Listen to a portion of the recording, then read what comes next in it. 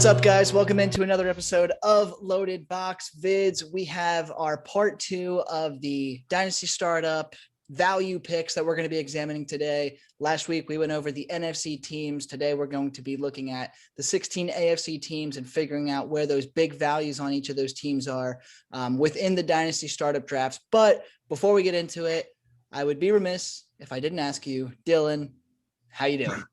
Yeah, it's just a pleasure to be here. It's a good day. It's a good night, and I'm excited to talk football. Change it up a little bit, but still the same usual, Dylan. Yeah, and you know what? Now that we just did the intro 5 or 6 times because I kept messing it up, we can finally get into it. Yeah, Mikey actually forgot his name the first 2 times, but we'll keep going. I was looking into the camera and I would start the intro and I would just start laughing, and then Dylan would start laughing, and it would be this big chain reaction. It was just took forever to get this video started tonight, but we're here. We got it started, and we are going to talk about some big values in the Dynasty Startup drafts. So without further ado, let's kick it off with the Pittsburgh Steelers over there in the AFC North. In the draft, we have basically the 3 main receivers in Pittsburgh. Those are really the only guys worth talking about right now. And it's Chase Claypool went at 502, Juju Smith-Schuster went at 606, and Deontay Johnson went 609. So Dylan, in your opinion, out of those 3 guys, who's the best value there? You don't even have to ask me. I think people are going to agree with me. I'm taking the guy that's a meme number. I'm taking the 6.09. I'm taking 6.9, baby. I'm taking Deontay Johnson. No, but jokes aside, Deontay Johnson actually is an incredible football player, and he's very good. He's actually undershadowed. He arguably might be the talented or the second talented receiver on that roster. It just can't stay healthy.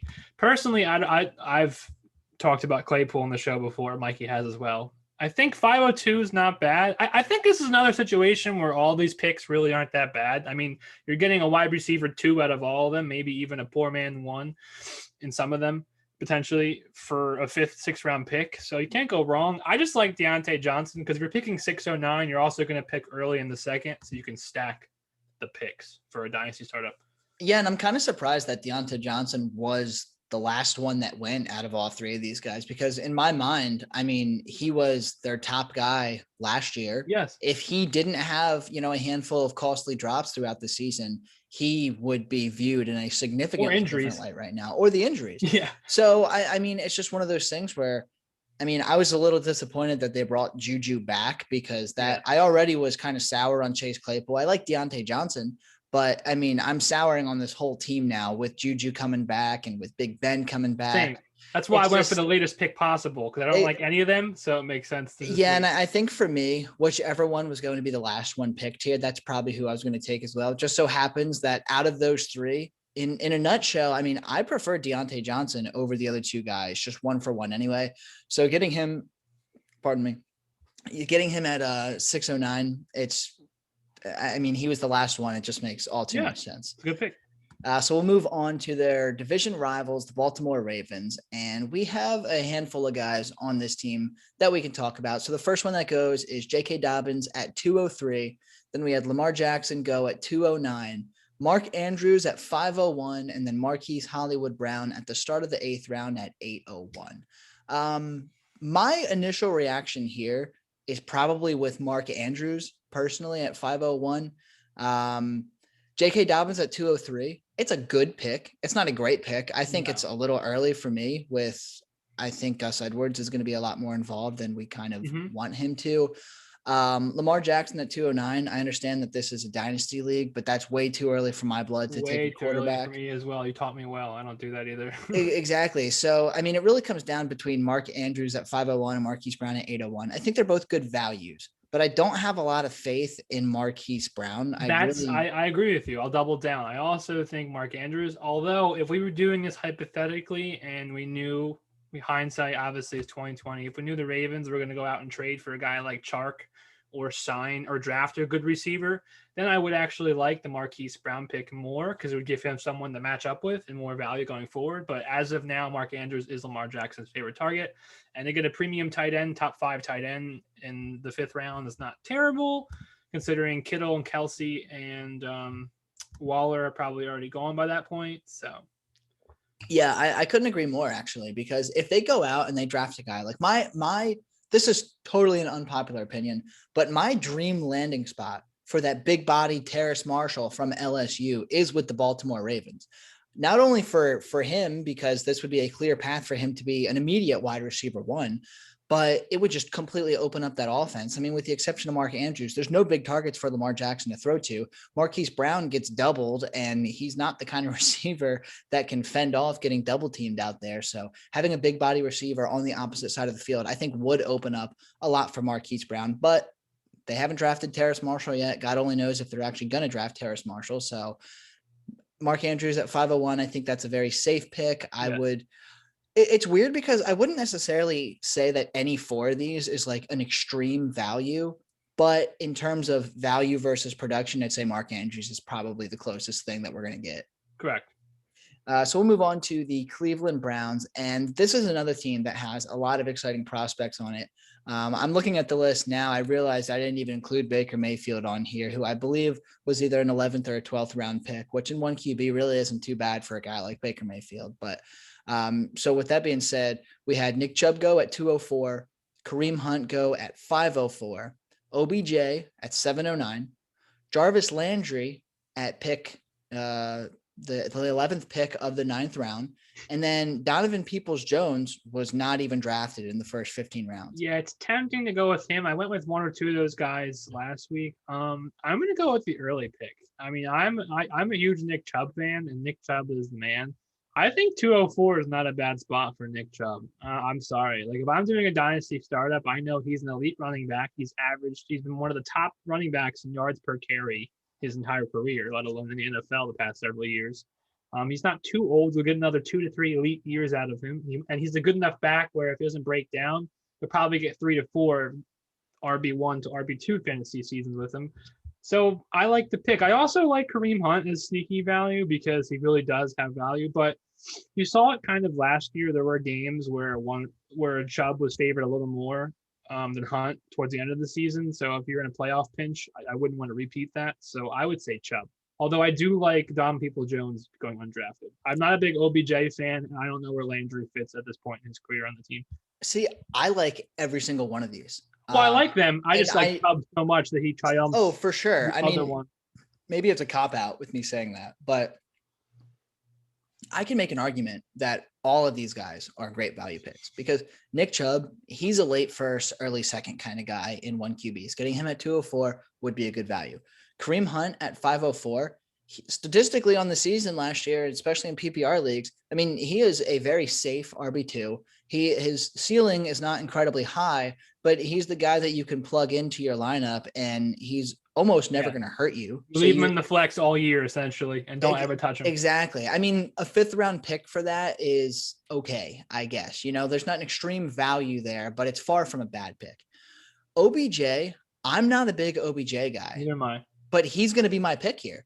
And the reason why is because, I mean, dude, he was playing very well before he got injured last year. You know, I know we're a few seasons removed from him putting up massive numbers, but that's the thing. We're only a few seasons removed from him putting up massive numbers. And the only thing standing in his way was an injury and growing pains in Cleveland. I think that this upcoming year, I'm not saying we're going to see a top 15 season out of Odell Beckham Jr., but if he has a fully healthy season, are you telling me he's not an every week starter? Because no, and he also has the opportunity to possibly get traded as well, which could increase his value if he goes. And that's the thing. OBJ he's an every week starter in fantasy football if he's on the field. You can't bench him. You know what I mean? And to get that kind of talent at 709, I mean, it just seems like a massive overcorrection on his draft stock, if that makes sense. So I love getting DPJ in the 16th or later round. I'm a big fan of his, but he is going to find a challenge as long as Odell Beckham is around because they do kind of have a similar role in that offense. I could see them roll with Jarvis Landry from the slot and maybe put DPJ on the opposite side of OBJ. But that's yet to be seen. As of this moment in time, I'm taking OBJ at 709. All right. I respect that. And I guess next is the Bengals, Joe Burrow's team. Yeah. So speaking of Joe Burrow, he went in the 4th round, 408. along with Joe Mixon at 401 and T. Higgins at 405. So the fourth round is a very popular time for the Cincinnati Bengals. But I think I kind of feel like you and I might agree on this one. I think we're going to teeter. You can already talk about it because I'm on the same. Tyler Boyd, 703. Dude, Tyler Boyd was in line before Joe Burrow got hurt last year. Tyler Boyd was a top 20 receiver for fantasy football. The year before that, even before they brought in, or even before they got to draft Joe Burrow, Tyler Boyd, at one point in the season, he was like a top 15 receiver before the Cincinnati Bengals, started Cincinnati Bengling their way to the pick 101.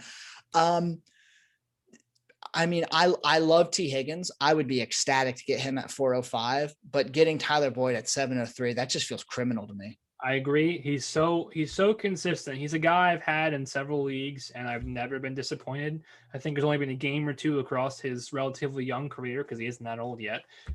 He's like dropped a goose egg, but 9 out of 10 times he's putting up double digits every single week, and he's done it with some bad quarterbacks. So yeah, I'm all for it. And, he's just in that safe role. He plays out of the slot a lot over there in Cincinnati. Like, it's just, he's incredibly safe, like you were saying, like I was saying with OBJ, getting him at 709, that's an every week starter. Getting Tyler Boyd at 703, he's an every week starter. He's got youth on his side still. There's plenty of room for him to grow, especially with Joe Burrow. So, like, that seems like a no-brainer. I mean, you and I can write off Joe Burrow at 408. Neither one of us wants to take a quarterback that early. And Joe Mixon at 401. I mean, if you said that last year, this probably would have been the biggest value, but God only knows what he's going to do this year. Your next one has me. I can't decide what I want for the Titans coming up next. Yeah. I've been staring at it for like 20 seconds. Well, I guess we'll move on to the AFC South then, bringing up the Titans. And it's AJ Brown at 110, which is fair. Derrick Henry at 201, which is fair. And Ryan Tannehill at 910, which that's like, I think that's the value pick. I think it's the value pick too. The only way you could knock that one more than the other ones is that from a dynasty perspective, Tannehill is over, I think he's 32, 33. So you don't know how long. Is he going to be a Rivers or a Manning kind of quarterback that only plays good until like 35, 36 and then falls off? Or can he be a Rodgers or not a Brady, but you know what I mean? Like that kind of demographic and go up until 40 or 39, 38. I think he still gives you a 3 to 4 year window of being an echelon quarterback. Although Titans did lose quite a few weapons, so I'm curious to see what they do to replenish his throwing options. They did, and that's what I was going to bring up. I mean, they got rid of Jonnu Smith. They got rid of Corey Davis. As of right now, AJ Brown is literally the only person that he can throw to on the team. I mean, they went out and signed Josh Reynolds in free agency, but not a bad signing. Like, woo, Josh Reynolds. You know what I mean? Like, Josh Reynolds he's good, but he's not going to make up for a hole that Corey Davis left. I mean, if I had to guess, Tennessee's going to go out in the first round of the NFL draft.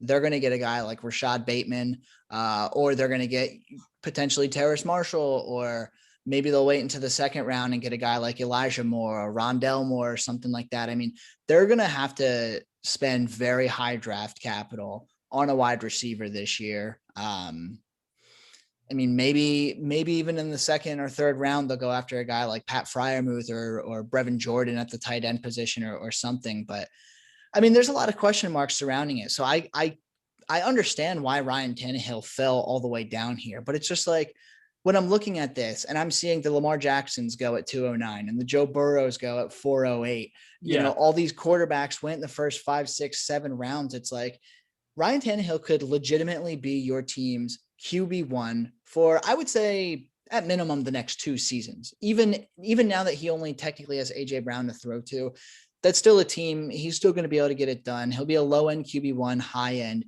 QB2. But you just had 8 full rounds of grabbing all of your guys, and you haven't worried about a quarterback. And like I was saying, you know, I'm pretty sure Baker Mayfield went in the 11th or 12th round of this draft, even though we didn't have it written down here. So you get Ryan Tannehill at the end of the 9th.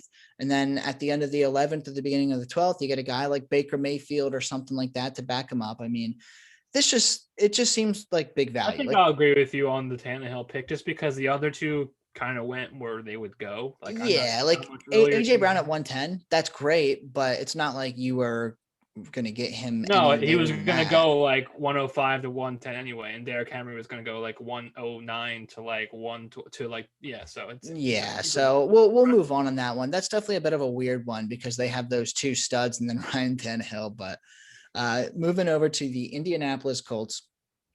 So full disclosure, T.Y. Hilton did sign with the Colts today. I don't have him down on this list because at the time that I wrote this down, he was no Just longer keep an on Indianapolis trucking. Colt.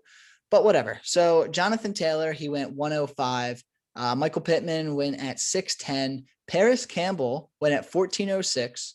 Naheem Heinz went at 1009. And Carson Wentz went all the way in the middle of the 10th round.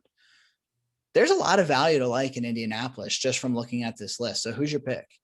This is actually hard because the small part of me that has respect for Wentz still, which is not much. No, I'm kidding. Would say that's not bad to take a shot in the dark at a quarterback who could be your team's quarterback one. How we're just talking about Tannehill halfway through the 10th round. That's it's a shot in the dark.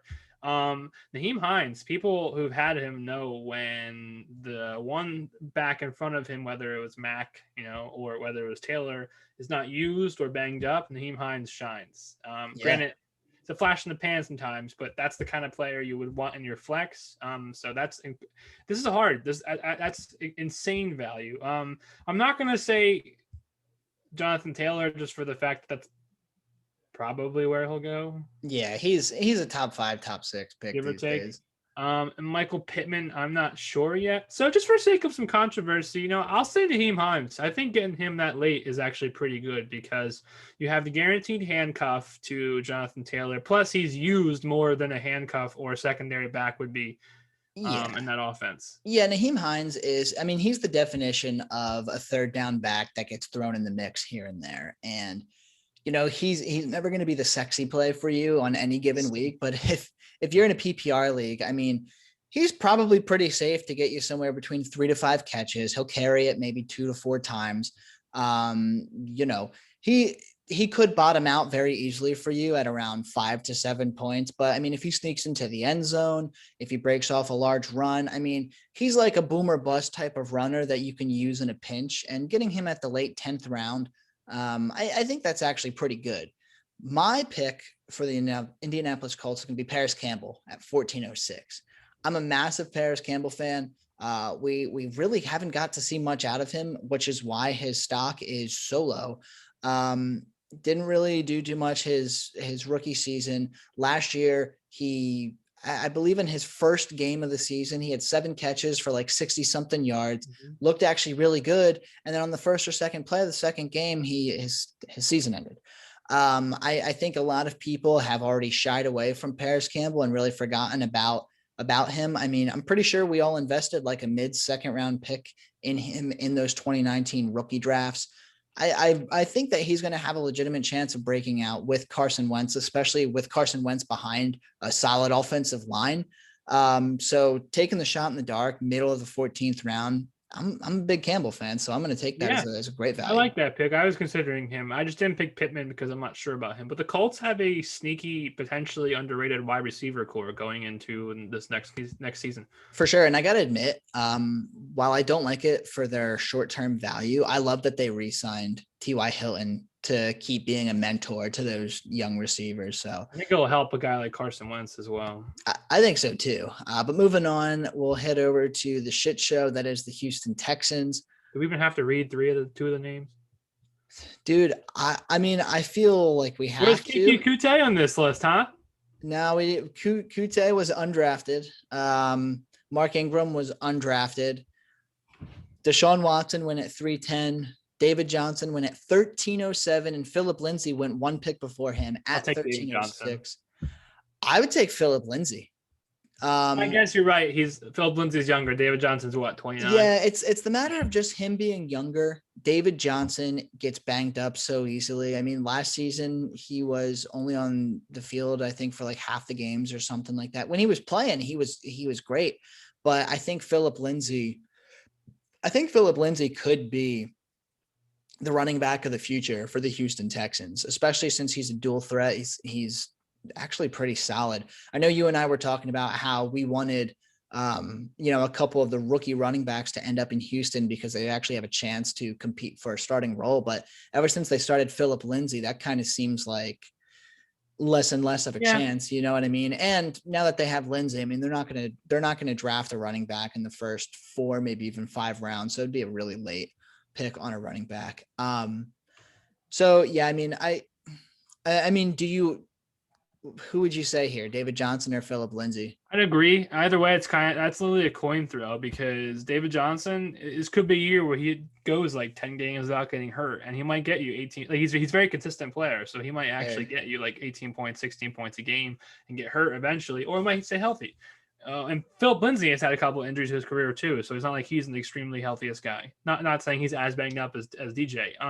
I'd probably go Lindsay too, but they're literally picked one after another. So like I'm not taking a cop out. I'm just saying either one because they literally pick back to back and they play on the same team. I feel that's fair. Yeah, I completely agree. I mean, it's just the whole team's a shit show. Depends what pick you are. If you're 307 or 1307 or 1308, you just either way. Seriously. But we'll move on to the last team of the AFC South, Jacksonville Jaguars. They have 3 very solid options. They will have a 4th option, but they haven't drafted him yet. So we got James Robinson going at 406, DJ Chark at 603, and Laviska Shenault at 701. There's a lot to like here, but who is the one that you're really liking? James Robinson, because the Jaguars signed Carlos Hyde in real life, and why that's not league breaking. He's a good enough running back to assure you they're not going to go prioritize drafting a running back super early in this upcoming draft. They're going to focus on protecting the guy that Mikey said that hasn't gotten drafted yet.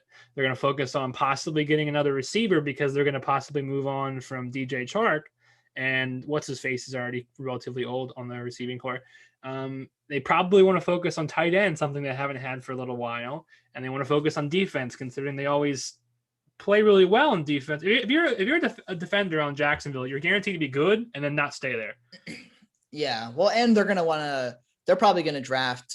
If I had to guess, they're going to spend some sort of early capital in getting an offensive lineman to protect Trevor Lawrence as well. That's what I'm saying. So between James Robinson, Carlos Hyde, and then you can sprinkle some other random person or low tier rookie for the 3rd back. I think Robinson in the 4th round is incredible. I think he won't reproduce what he did this past season, but even if he harnesses 75% of what he did for our rosters, I'm still taking it. Yeah, I think I would take James Robinson here too. I mean, this answer could change. This answer could definitely change after the NFL draft. You know, if they don't take a running back by like round 4, round 5, James Robinson at 406. I mean, that's probably the steal of this entire draft. But if they get a guy that's going to limit his use on 3rd downs, like maybe they go out and they get a guy like a Kylan Williams or a Puka. Kylan Hill or Puka Williams. Sorry, I got mixed up there. Right. I can see them taking a flyer on like a 5th round or 6th round running back like that. And if they bring in a guy that limits James Robinson on 3rd downs and Carlos Hyde is going to steal, I would say at least 7 to 10 carries a game, then we could get a little nervous about James Robinson. But as we talk about this right now, there's no reason why James Robinson at 406 isn't a complete smash value pick. Agreed. So moving on to the next division, we'll talk about the AFC East, and we're going to talk about my favorite quarterback of all time. We'll talk about his Patriots. So Cam Newton was not drafted at all. Is that who you're going to pick? Should we stop the video early?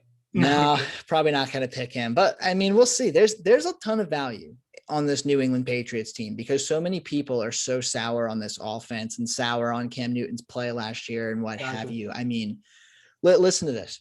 Cam Newton was undrafted. Julian Edelman was undrafted.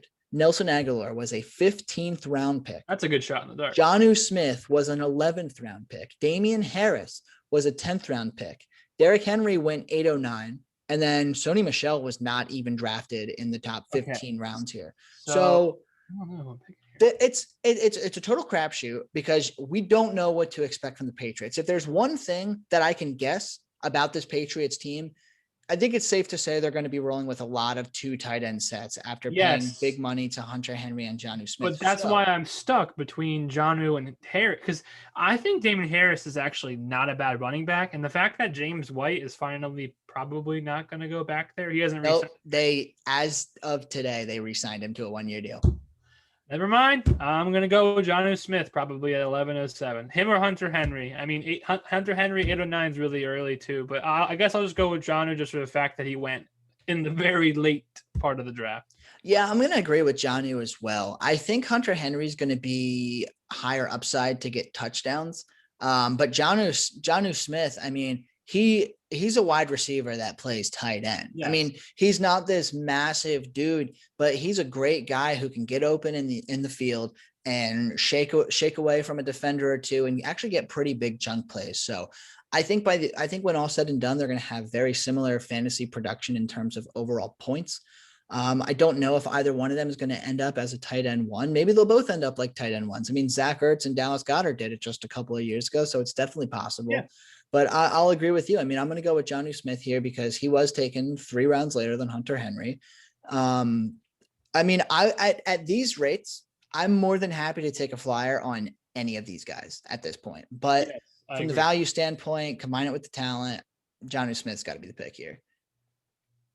Agreed. So moving on to the New York Jets, and this is another team, a lot of sneaky stuff here. Denzel Mims went 802. Corey Davis went the first pick of the 10th round. Jamison Crowder went 1105. Samaje Perine went 1208.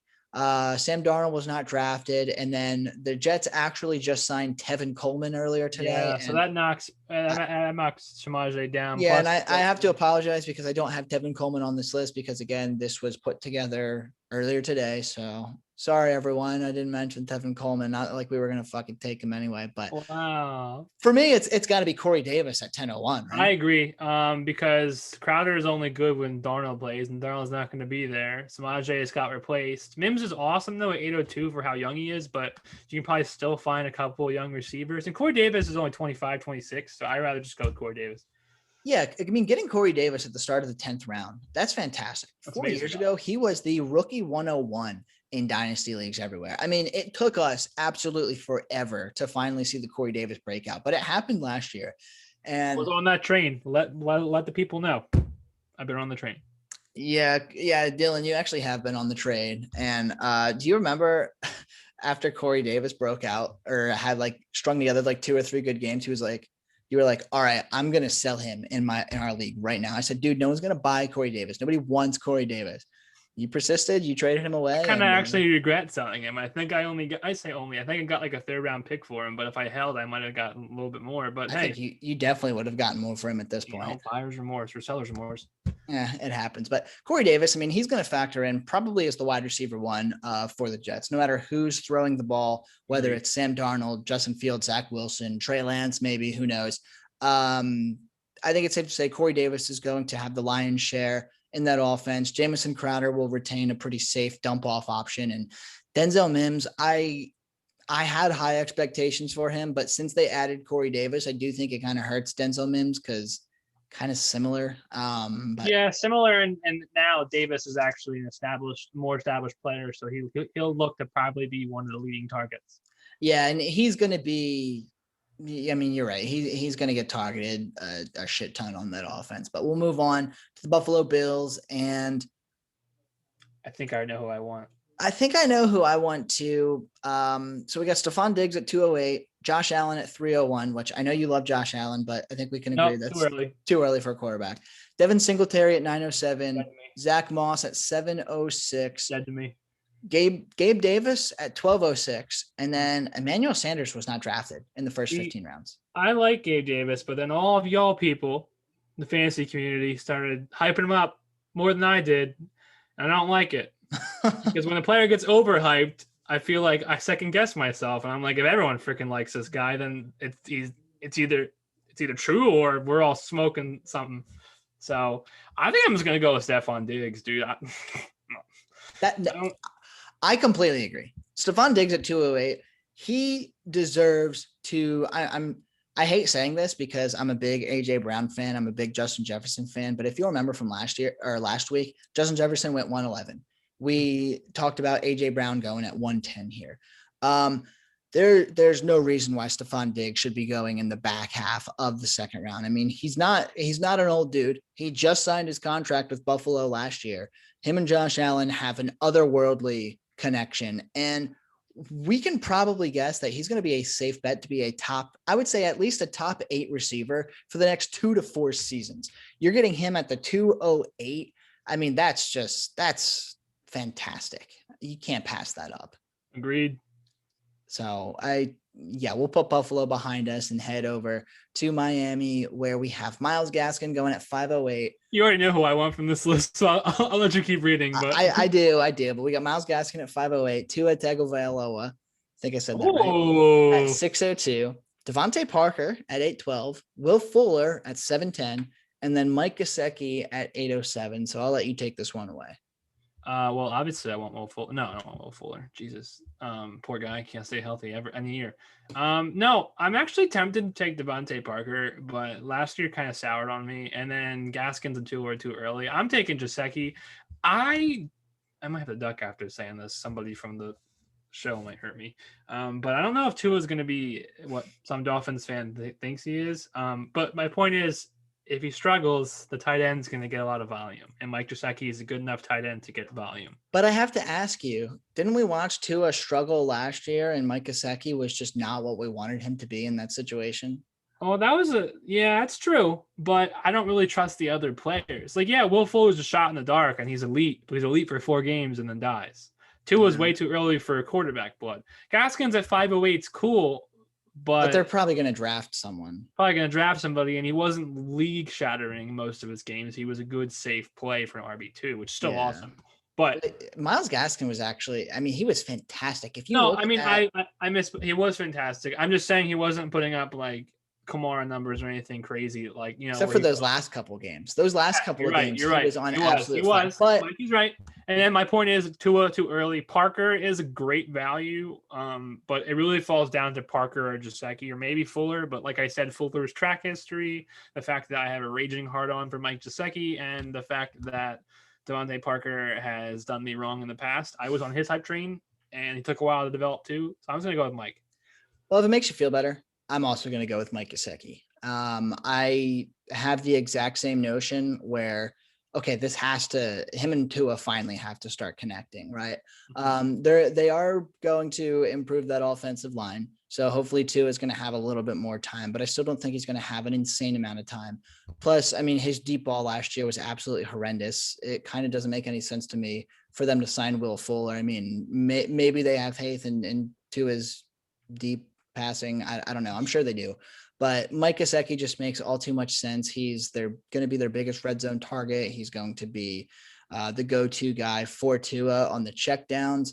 I honestly, even knowing that they're going to go out and they're going to get a running back, I still like Myles Gaskin at 508 because I think he's going to adopt I want to say a very Naheem Heinz-esque role, but I think he's actually going to have more of a role than Naheem Heinz does. If Miami goes and they get a guy like Najee Harris or Javonte Williams, a guy that's, they're both really good pass catchers, but they're bruising backs. I think Myles Gaskin's going to get in the mix a lot more because it would be a pretty big switch up from those guys. But end of the day, I'm going to agree with you. Say Mike Gesicki at 807 is probably the best value pick that you're going to find in Miami.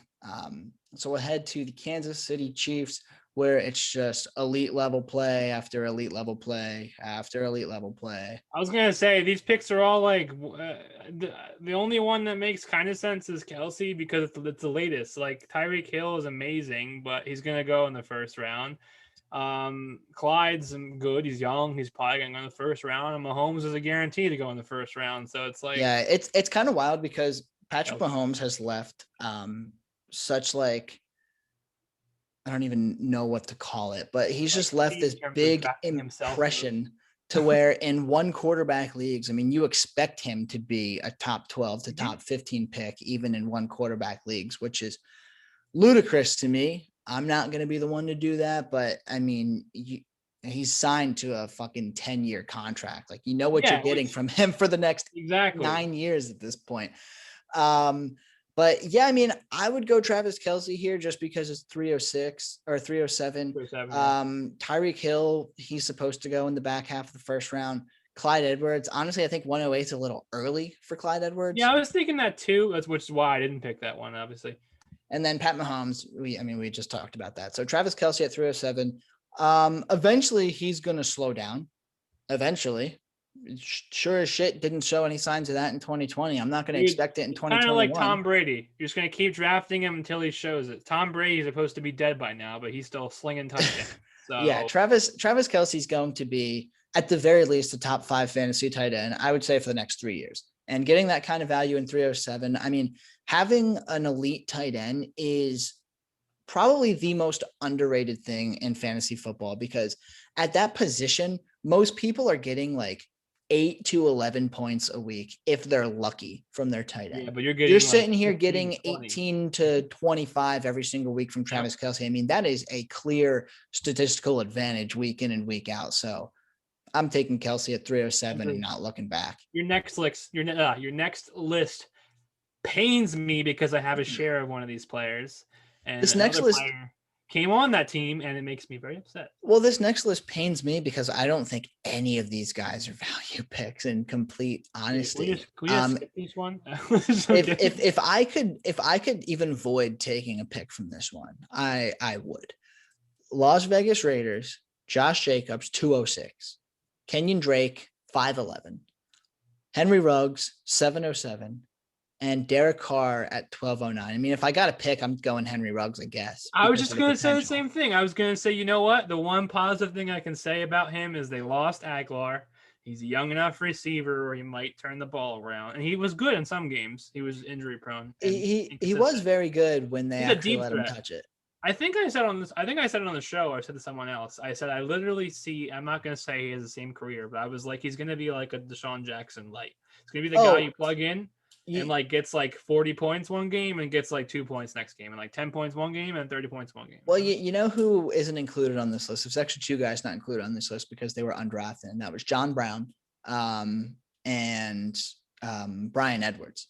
Brian Edwards is a very intriguing option in the 16th plus round, but I mean, there was so much hype around him last year at training camp, and he came away with like almost no catches. I'd say Ruggs is given. I didn't know that until right now, people, and I'd still say Ruggs is my preferable choice here because he had some hype and he did deliver on certain games. So I would trust. Yeah, I mean, he was the first receiver taken on real draft day in 2020. So I mean, that's got to be worth something. Getting him, and he was only targeted for bombs, like I said, and he did deliver on some. So if he delivers on more, which Aguilar did for them, maybe Ruggs can slide into that role even more going forward with the loss of Aguilar due to free agency.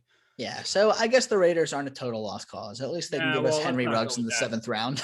You know, let's just lose all our offensive linemen and sign a running back $12 million when we already have a first round running back. So I would backtrack on the fact that the Raiders might be a dumpster fire, but let's go to our next pick. Yeah, I don't understand what they're doing, but the Chargers seem to be making good moves. I mean, admittedly, I'd like to see them get Justin Herbert a little bit more help on that offensive front.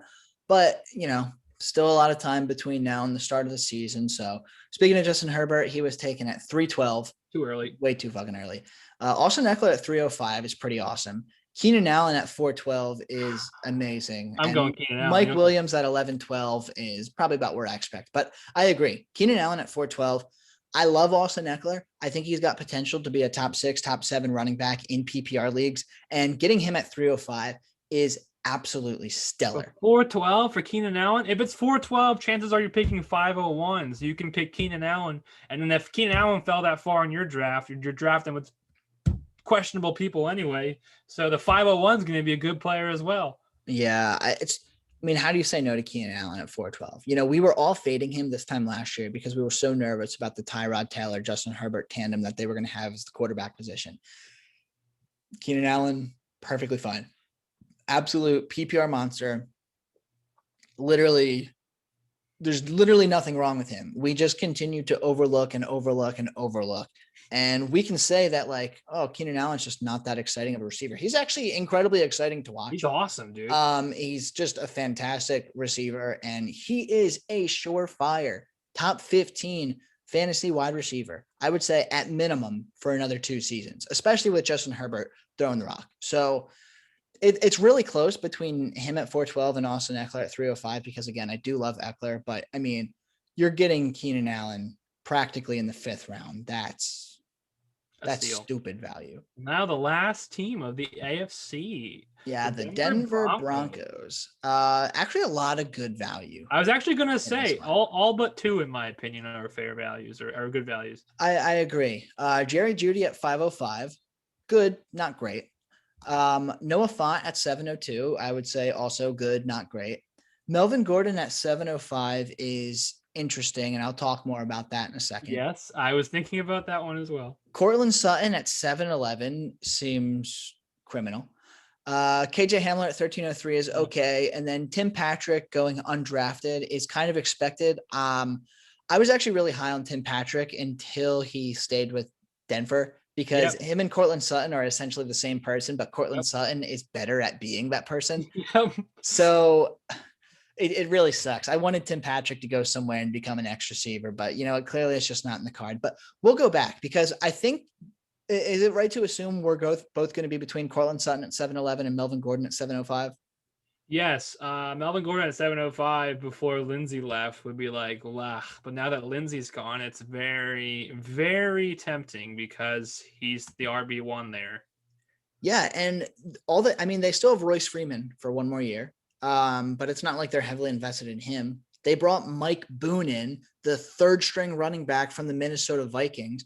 They're not going to invest early draft capital in a running back. I mean, if they did, their fans might riot because they have other needs. But Melvin Gordon at 705, I mean, he is as safe as you're going to find in the 7th round. I mean, I would be willing to bet almost any amount of money that Melvin Gordon will be, at the very least, an RB2 in 2021. There was good games last year. If you look at his stats. Yeah, he was perfectly fine last year. And if he's healthy, there was not a single potential out there of him finishing outside of the top 24 at the position this year, and potentially even the year after that. I think he could even finish as high in the 15 to 20 range, depending upon how the season goes for the. I think so too. I'm still taking Sutton though, in my personal opinion. I just like the fact that he fell that much later than Gordon, albeit it's only a handful of picks. And I think everyone has recency bias, and they saw your boy Tim Patrick, what he did, and what Jerry Jeudy could do, but Sutton and Locke looked electric. That was part of the reason why I fell in love with the Drew Lock experience. I was like, this is it. This could be like, I'm not saying Drew Lock's going to be elite. Sorry, Broncos fans. But this could be a good quarterback receiver tandem for the next several years, whether you have that in one. If they don't draft a quarterback, of course. If they don't draft a quarterback. Well, and if they draft a quarterback, you could argue, Dylan, you're dumb. And the quarterback they draft is better than Drew Lock, which also increases Cortland Sutton's value. Yeah. I know you're torn. It's close for me. I'm still going to go with Melvin Gordon, just because of that's, even if it's a short-term option for you, you're probably only going to be able to legitimately use him for 2, maybe 3 seasons. But getting that kind of value in the middle of the 7th round, that's dumb to me at the running back position. Like, how could you say no to that? But Cortland Sutton, I mean, you're right. The recency bias is incredible. Cortland Sutton this time last year, I might just be pulling this out of my ass, but I'm pretty sure his ADP was in like the early 5th round, probably around where Jerry Jeudy went at 505. So you're already getting Cortland Sutton at a 2.5 round discount because he was injured last year. There's no reason to believe that he's not going to come back and return to form. I mean, he'll be perfectly fine. And as you mentioned, we saw what Tim Patrick could do in that offense last year. Tim Patrick scored a touchdown seemingly almost every week. Every time that I was in a pinch and I had to put Tim Patrick in, he would get me like 4 catches, 40 or 50 yards, and a touchdown. And it was just the most. He killed it for you. It was just incredibly solid. I mentioned before, Cortland Sutton and Tim Patrick are the same person, except Cortland Sutton is significantly better at being that person. So I can totally see why you would take him as the main value pick for the I just love their offense. Like if I was a quarterback, so Drew Lock better get your act up. That's the offense I want to play for. Like that, the option to throw to Hamler, Sutton, Patrick, Judy, and Noah Fant. We can't discount him. So yeah, it's just like it's incredible. You can't beat that. They do have a ton of options, a ton of fantastic red zone options. I mean, right. I mean, combining Sutton, Patrick, and Font in the red zone. I mean, how the hell do you even defend against that? Like, seemingly, if they're passing from the 10-yard line or closer, they should be scoring every single time. I mean, they have massive targets to fill that end zone. But nonetheless, that's going to do it for us here on Loaded Box Vids. If you didn't check out last week's video when we did this exact same thing, but with the teams in the NFC, make sure you go and do that. Hopefully you did that. If not, maybe you just want to watch it again. Who knows? But thanks for tuning in to watch this one. Feel free to head over to our website at loadedboxpodcast.com. Check out our articles, our rankings. We have a whole bunch of rookie stuff coming out, especially with the NFL draft right around the corner. We have links to our podcasts. And then, yeah, I mean, just we've got a ton of stuff going on over there. We're trying to put as much content as possible out. If you're not already doing it, make sure you're following Dylan on Twitter. Come and follow me on Twitter. And of course, follow Loaded Box on Twitter because we've always got some stuff to share. But with that being said, thanks for tuning in. For myself, for Dylan, for Loaded Box, we will catch you guys next week.